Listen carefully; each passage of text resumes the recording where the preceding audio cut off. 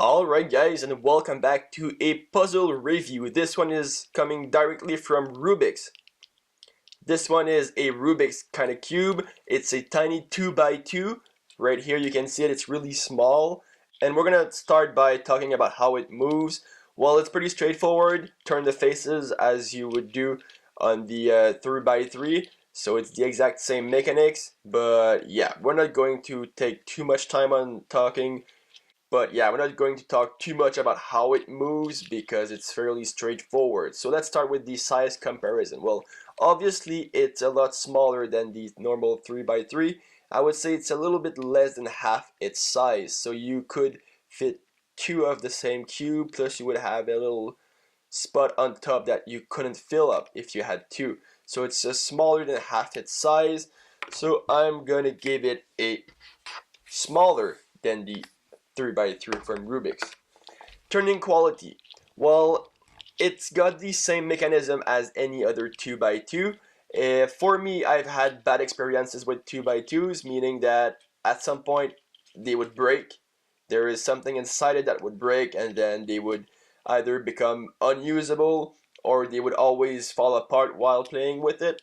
So, turning quality. It does turn great. It's a little bit floppy. I don't know if you guys can just see it by looking at the video, but it's just a little bit floppy. So yeah, it turns great though. You don't really need to lube it. If you do, it might start spinning and never stop. No, I'm joking. But yeah, it turns great.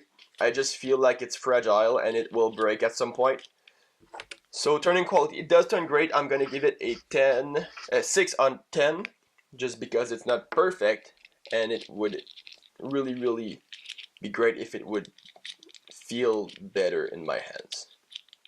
Popping, it doesn't really pop. If it pops, it's rare. You have to like turn it a little bit like this and then try to go like that, and I'm just afraid to break it. This is where my bad experiences come up.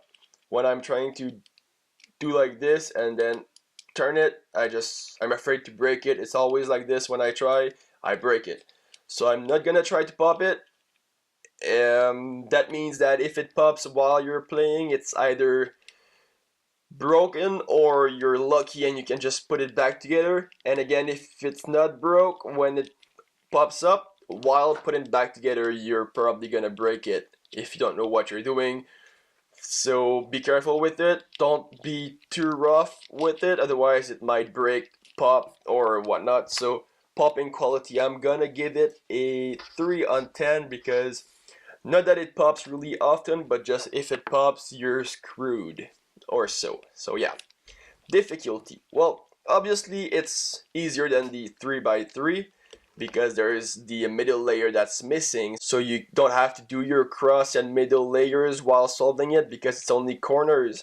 So it makes it a lot easier than this one. And I would say it's not that it's easier, it's just that there is not as many steps. The steps are the same difficulty, but there is less steps. So it's not really difficult, it's not harder, it's not really easier, it's just not as long to solve it. So I'm gonna give it a 7 on 10 just because, again, it's not harder, it's not easier, it just doesn't take as long because there is not as many steps as the 3x3. Should you buy it? Well, here's the question.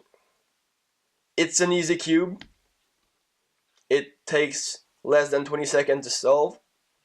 So the fun doesn't last really long and you might get tired playing with it because, again, you could solve it 3 times under a minute. So it's not really fun to solve.